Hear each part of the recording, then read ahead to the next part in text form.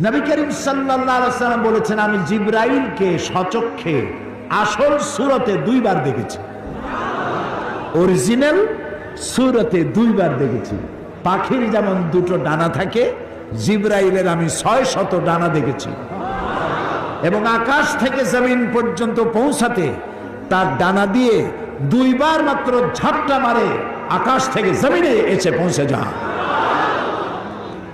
আল্লাহর অফিস থেকে, আল্লাহর কাছ থেকে বাণী বহন করে নিয়ে এসে নবীদের কাছে পৌঁছায়ছেন কে?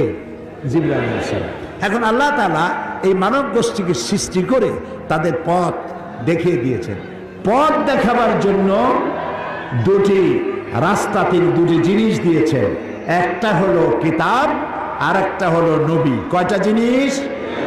একটা হলো নবী, আর একটা হলো কিতাব।